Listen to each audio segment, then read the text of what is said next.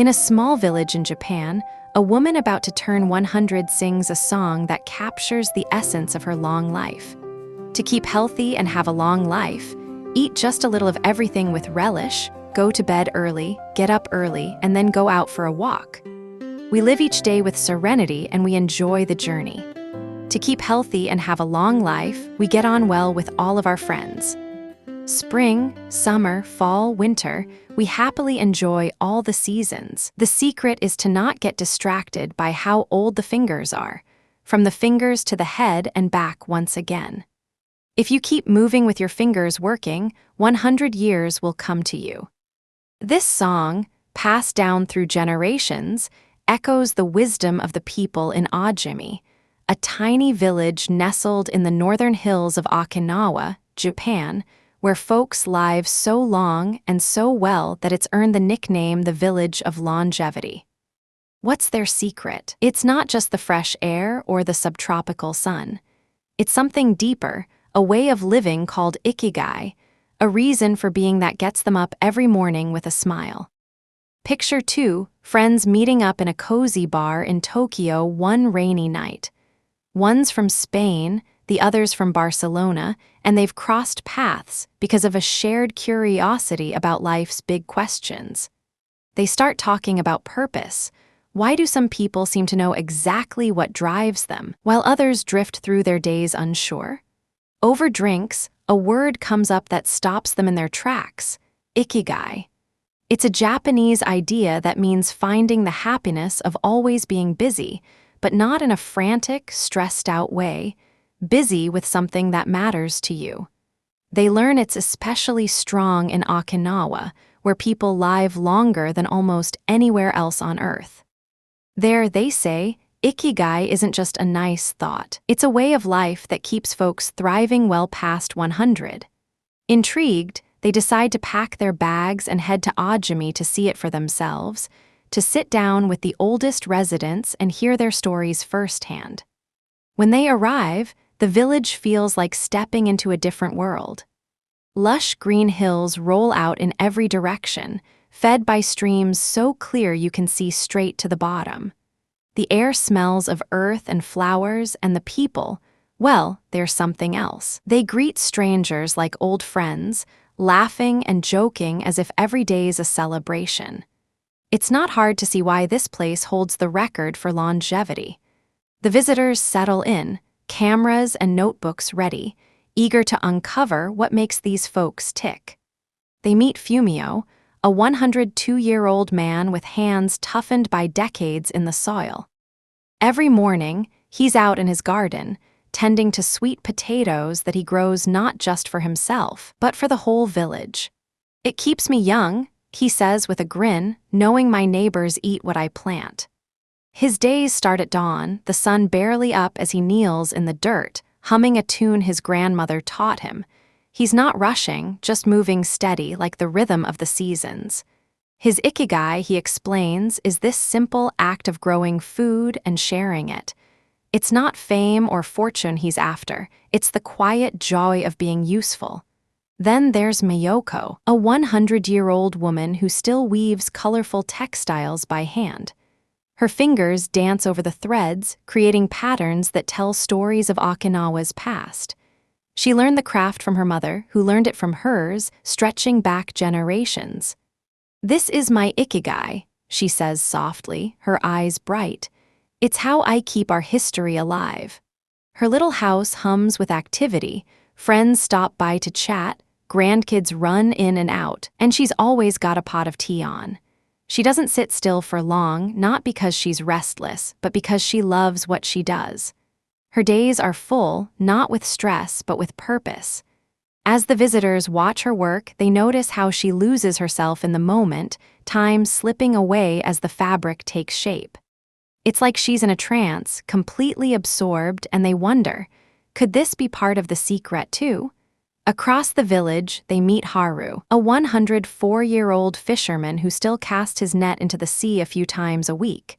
His skin's weathered by sun and salt, but his laugh is as big as the ocean. "My ikigai is the sea," he tells them, hauling in a small catch. "It's been my friend all my life." He doesn't keep much for himself, just enough to eat, and shares the rest with his neighbors. Every morning, he's up before dawn, walking down to the shore with a steady stride. He doesn't use fancy gear. It's just him, his net, and the waves. When he's out there, he says, the world fades away. There's no room for worry, just the pull of the tide and the fish beneath it. Back on land, he joins a group of buddies for tea, swapping stories about the old days. They call themselves a moai, a tight-knit circle of friends who have been looking out for each other since they were kids. Haru says they are like family, always there to lend a hand or a laugh, and that's what keeps him going. These stories start to paint a picture. Ikigai isn't some grand, unreachable dream, it's the everyday stuff that lights you up. For Fumio, it's his garden. For Miyoko, it's her weaving. For Haru, it's the sea and his friends.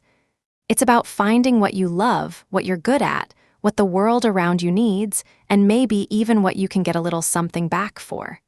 In Ogimi, it's woven into their lives so naturally they don't even think about it. They don't retire, not in the way we might imagine, packing it all in to sit around.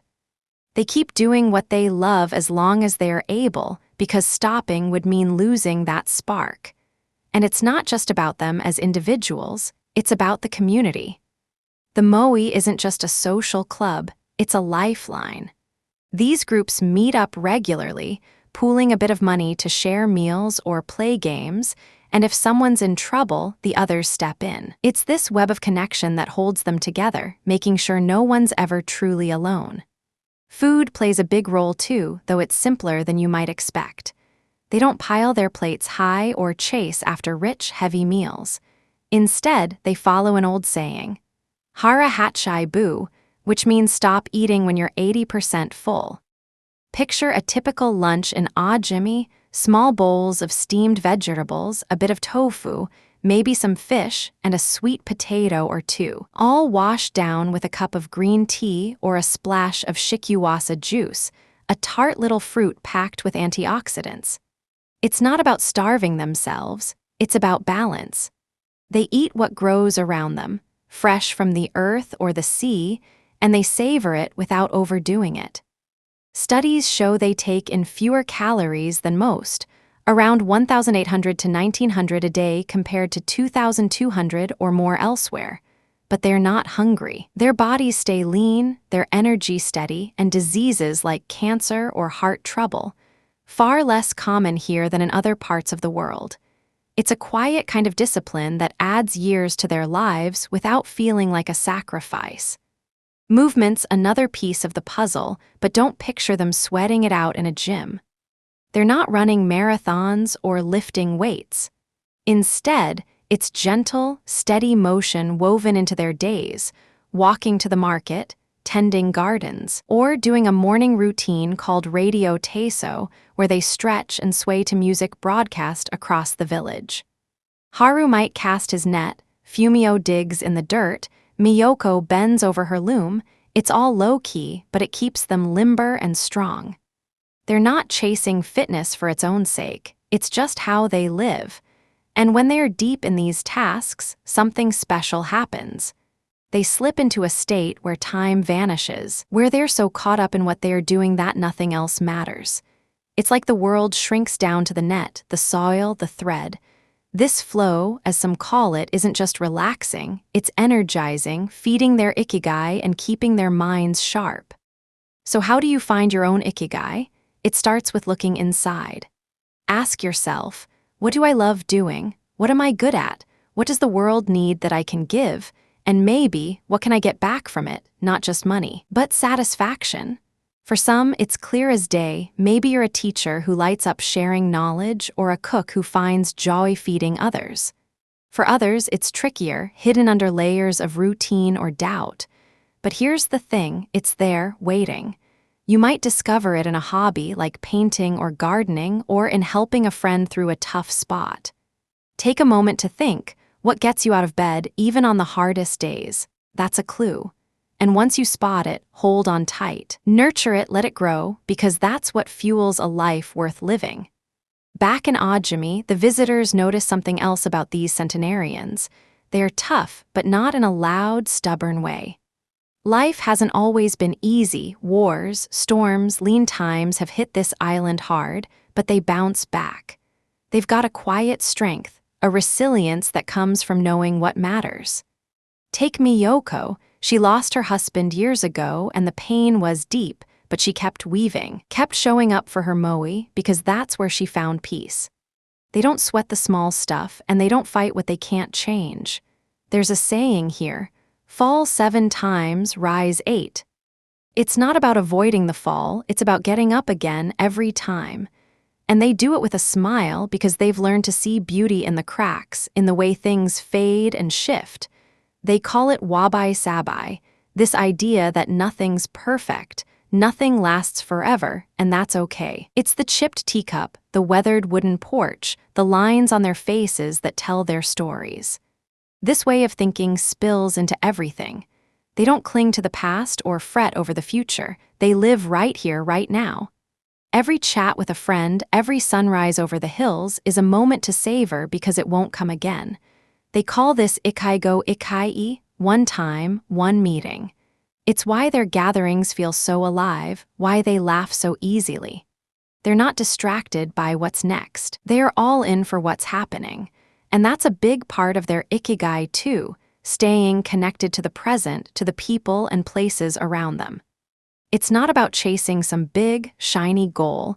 It's about the small joys that stack up day after day, year after year. As the visitors sit with these elders, sipping tea and listening to their tales, they realize something else. This isn't just about living long, it's about living well. Fumio's not out in his garden because he has to be. He's there because it fills him up. Miyoko weaves because it's her heart's work, not a chore. Haru fishes because the sea calls him and his moai keeps him grounded. They've all faced hard days, loss, sickness, struggle, but they don't let it define them. Instead, they lean on what they love, on each other, and on a way of seeing the world that finds light even in the shadows. It's like they've cracked a code. Stay active with what you care about, take it slow, eat just enough. Surround yourself with good people, move your body, smile through the rough patches, soak in nature. Give thanks for what you've got, live for today, and follow that inner spark wherever it leads. Imagine Fumio at 102, kneeling in the dirt, his hands stained with soil as he pulls up a sweet potato. He's not thinking about how old he is. He's thinking about the soup his neighbor will make tonight with what he's grown. Or Miyoko, her fingers threading a story into cloth, surrounded by friends who have known her forever. Or Haru, standing knee-deep in the waves, his net heavy with fish, his buddies waiting onshore with a pot of tea. These aren't just tasks, they're lifelines, tying them to their days, their village, their purpose. And it's not magic, it's choice. They choose to keep going, to find meaning in the little things, to lean on each other. That's what Ikigai does. It turns ordinary moments into something extraordinary, something worth sticking around for. So what about you? What's your sweet potato, your thread, your sea? Maybe it's not as far off as you think.